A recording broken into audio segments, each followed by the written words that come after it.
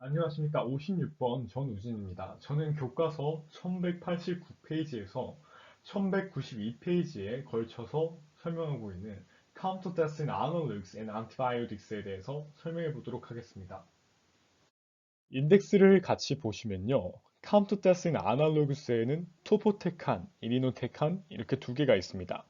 Antibiotics에서는 덱티노마이신, 아이다루비신, 다우노루비신, 그리고 독소루비신 이렇게 세 개를 설명할 예정입니다. Counter-Death in Analogs부터 같이 보시겠습니다.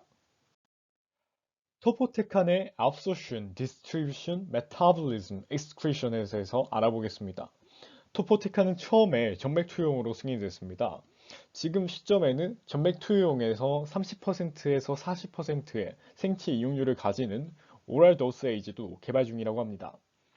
토포테카는 라이니얼 파마코키네틱스를 가지고요. 반감기는 3.5에서 4.1시간이라고 합니다. 플라즈마의 토탈 드러그 중 20%에서 35%가 액티브 락턴 폼으로 발견이 되고요. 유린에서는 투여량의 30%에서 40%가 24시간 뒤에 발견됩니다. 이 토포테칸의 경우 간대사는 미미하지만 크레아틴 클리어런스에 따라 투여량을 조절해야 합니다. 그 신장과 관련이 있다고 볼 수 있겠죠. 플라즈마 프로테인 바인딩 오브 토포테칸이 7%에서 35%로 작다고 합니다. 이를 통해 CNS 페네트레이션이 비교적 큼을 알 수가 있겠죠. 이 토포테칸의 구조식을 한번 보시면 이 OH기가 같이 있는 모습입니다. 토포테칸의 세라프틱 유시스를 한번 보겠습니다. 적응증에는 오바리안 캔서 and 스몰 셀 렁 캔서 이렇게 두 개가 있고요. 도징 레지멘 보시면 3주마다 5일간 연속해서 30분간 인퓨전하라고 되어 있습니다. 그 다음 칸에 cervical cancer in conjunction with cisplatin, 시스플라틴이라는 항암제와 같이 사용할 경우에 도징 레지멘이 따로 적혀 있는데요. 돌아오는 21일마다 days 1, 2, and 3에 administer 하라고 합니다.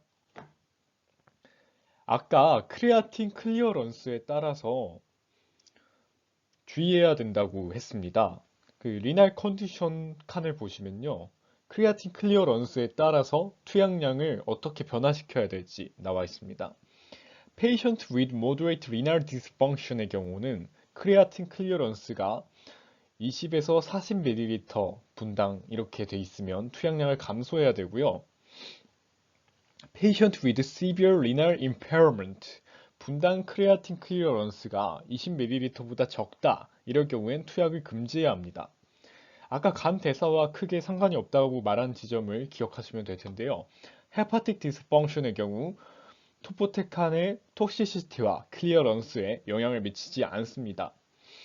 베이스 라인은요. 뉴트로필은 입방 세제곱미터당 1500셀이 이상 있어야 되고요. 플라트렛의 경우 10만 개 이상 있어야 됩니다. 토포테칸의 adverse effects에 대해 알아보겠습니다. The dose-limiting toxicity with overdosing schedule에 해당하는 adverse effects에는요. 뉴트로페니아가 있습니다.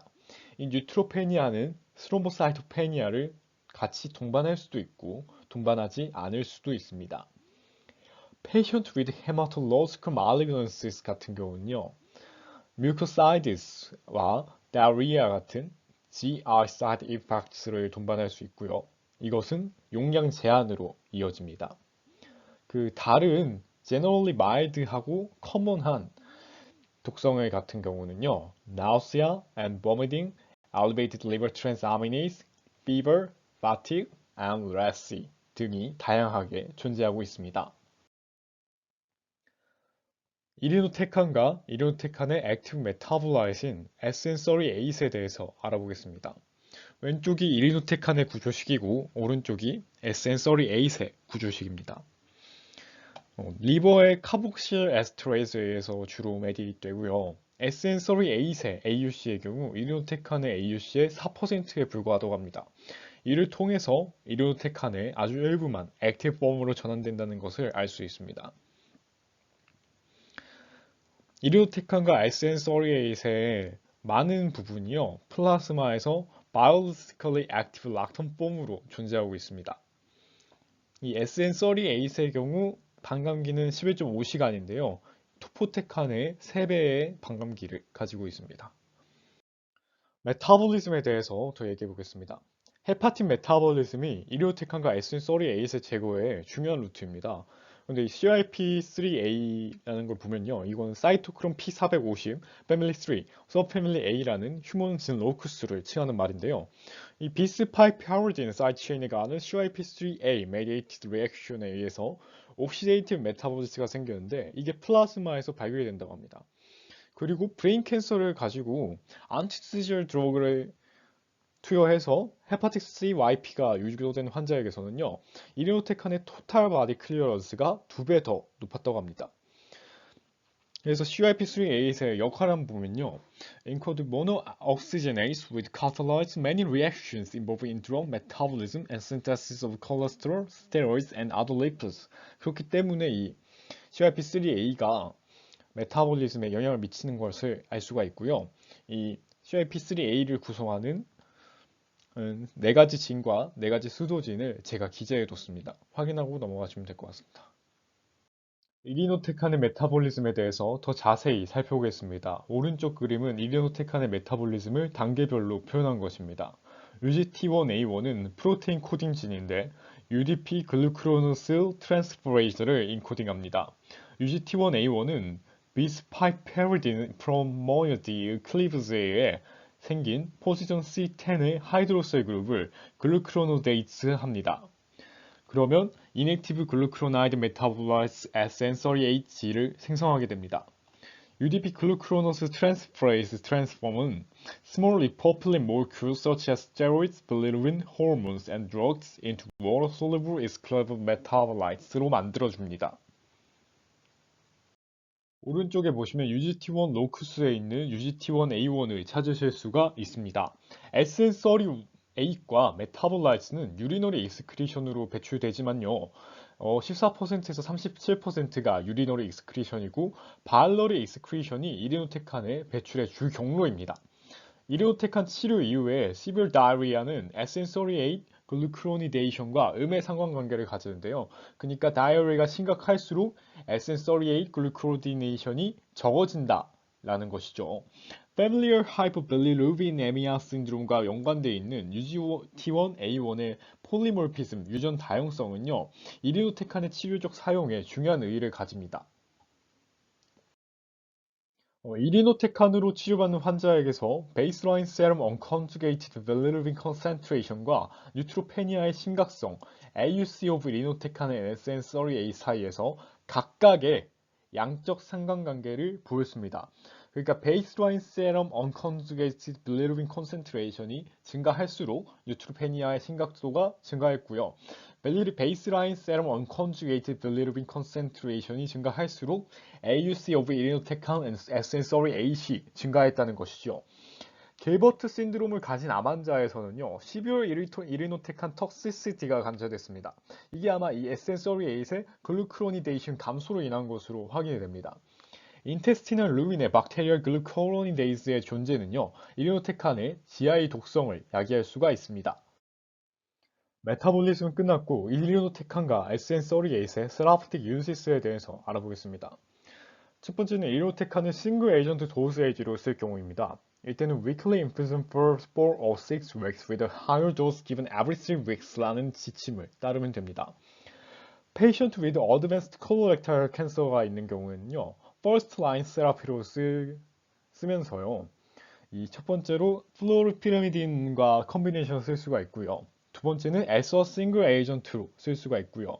세 번째는 5-fluorouracil이나 옵살리플라틴에 대한 스몰셀 렁 캔서 치료가 실패했을 경우에 이 이료테칸과 세투시맙이라는 항체 치료제를 컨비네이션해서 사용할 수 있다고 합니다. 메타스테틱 팬크리아틱 캔서의 경우를 보면요. 이리노테칸 리포즘 인젝션 in combination with 5-FU and leucovorin 이라고 하는데요. 이 5-fluorouracil이나 leucovorin과 컨비네이션해서 이 이리노테칸 리포솜을 주입하라고 합니다. 다음은 안티바이오틱스에 대해서 설명하겠습니다. 네, 덱티노마이신은 알려진 것 중에 most potent anti-tumor agent라고 합니다. 이 덱티노마이신의 사진이 왼쪽에 제시되어 있고요. 덱티노마이신은 스트레프토마이시스 소울 박테리아에서 나온 크로모펩타이드입니다. most contain the same chromophore. 그리고 이 발색기라고 하는 거를 공통적으로 같이 가지고 있고요. The planar phenoxazine actinosine 에 의해서 옐로우 레드 컬러로 발색이 됩니다. 자연 상태에서는 액티노마이신이 아미노 애시드나 펩타이드 사이드 체인에 따라 다양한데요. 이 액티노마이신이 A, B, C 이렇게 있고 이 액티노마이신 D는 상품화가 된 항생제라고 합니다. 그 이름이 덱티노마이신이고요. 그리고 액티노마이신은 최초의 안트라사이클린 계열 항생물질이라고 하는데요. 이 안트라사이클린 항생물질의 특징이 구성 중에 나우누스 아민이 존재한다고 합니다. 메커니즘 오브 액션을 보겠습니다. 이 플라넬 페녹사존 링이 여기 있는데요. 인접한 DNA에 구안인 사이토신 베이스 페어에 삽입이 이렇게 되고요. 폴리펩타이드 체인은 헬릭스의 마이너의 그룹을 따라서 확장이 된다고 합니다. 이 결과로 인해서 덱티노마이신 DNA 콤플렉스가 안정이 되고요. RNA 폴리머레이즈에 의한 DNA 복제가 억제가 됩니다. 그럼 DNA 복제가 더 이상 안 되는 것에 대해서 항생 효과를 가지는 것이겠지요. 덱티노마이신은 또 Free Radical Intermediate나 토포아이소메이즈 2를 통해서 DNA의 싱글 스트레인드 브레이크 약에서 DNA 복제를 막는다고 합니다. 덱티노마이신의 ADM이 보겠습니다. 인트라베이너스 인젝션으로 투여를 합니다. 그러면 발과 유린 두 가지 패스웨이 모두로 익스크리션 되고요. 최종 반감기는 36시간으로 혈장에서 사라집니다. 블러드 브레인 배리어를 통과할 수가 없고요. 바로 세라프틱 유시스로 넘어가겠습니다. 5일간 인트라베이너슬리로 투여를 하게 되어 있습니다. 몸무게 1kg당 10에서 15마이크로그램 범위에서 투여를 해야 되고요. 애디셔널 코र्스의 경우 2-4주 간격으로 진행했을 때 독성이 발견되지 않았다고 합니다. 적응증이 여러 개가 있는데요. Rhabdomyosarcoma, Williams tumors in children in combination with primary surgery, radiotherapy, other drugs, Ewing, Kaposi, and soft tissue sarcomas와 같은 게 있습니다. 덱티노마이신과 메소트렉세이트를 같이 조합해서 썼을 때는요, 코리오칼시노마에 효과가 있다고 합니다. 덱티노마이신은 다양한 애드버스 이펙트를 가질 수 있습니다. 투여 후 몇 시간 이내로 아노렉시아, 나우시아, 앤 보미팅과 같은 증상이 나타날 수 있고요.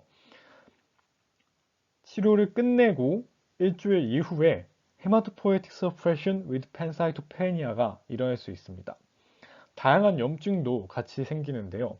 proctitis, diarrhea, glossitis, chylitis, and ulceration of the oral mucosa와 같은 염증이 발생합니다. dermatological manifestation에는요, alopecia, erythema, desquamation, and increased inflammation and pigmentation in areas previously or concomitantly subjected to X-ray radiation이 있습니다. 덱티노마이신은 소프트 티슈에 extremely corrosive하기 때문에요. 약물의 익스트라베제이션으로 인해 심각한 손상이 야기될 수가 있습니다. 다음은 엔트라사이클린 앤 엔트라세네디온에 대해서 설명하겠습니다. 이것들은 독소루비신, 다우노루비신, 에필루비신, 아이다루비신 이렇게 4개의 오븐을 소개할 건데요. 이게 어떻게 결정이 되는지는 왼쪽에 그림을 참고해 주시면 작용기에 어떤 기가 들어가는지에 따라서 이 4개가 결정이 된다는 걸 알아주시면 될 것 같습니다. 이것들은 스트랩토마이시스 페오세디우스에 속하는 거고요. Idarubisin and epinephrine are analogs of the naturally produced anthracyclines, doxorubicin and daunorubicin 이라고 합니다. 하지만요, 이 클리니컬 액티비티는 구별되는데 밑에 보시면 daunorubic인과 idarubicin은 acute leukemias를 적응증으로 하고요. doxorubic인과 epirubicin은 solid tumors, 고형암을 적응증으로 하고 있습니다. 엔트라사이클린과 엔트라세네디온의 메커니즘 오브 액션을 보겠습니다. 엔트라사이클린과 엔트로세나디온은 DNA와 인터컬레이트해서 트랜스크립션과 레플리케이션에 직접적으로 영향을 줍니다. 위 둘은 토포아이소머레이스 2와 헤테로트라이메르 컴플렉스를 형성할 수 있는데요. 토포아이소머레이스 2는 3-phosphate 백본의 더블 스트레인 브레이크를 야기합니다. ternarally complex with anthracycline or with atoposide는요, DNA 스트랜드의 널리게이션을 억제합니다.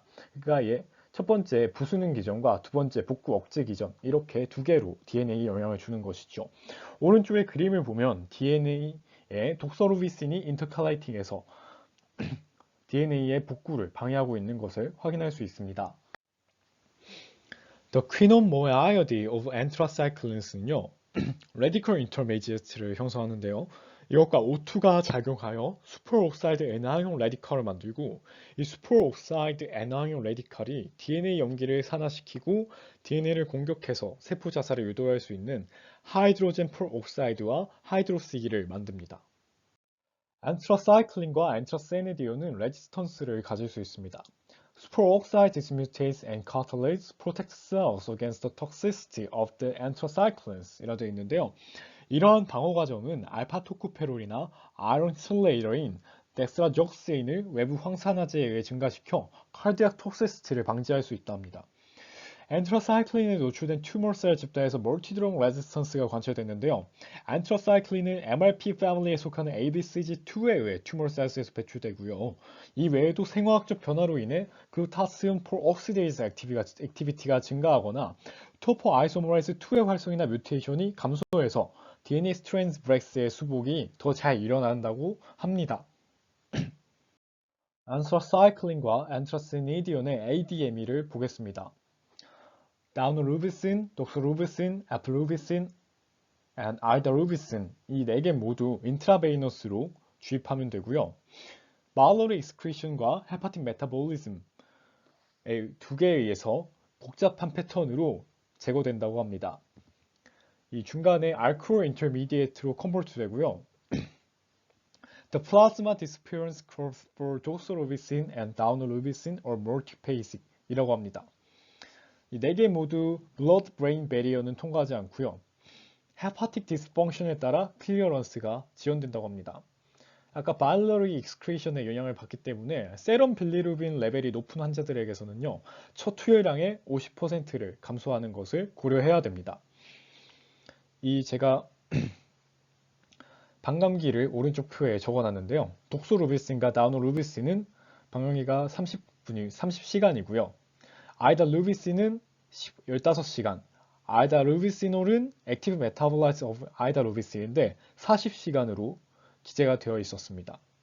아이다루비신과 다우노루비신의 세라프틱 유지스부터 보겠습니다.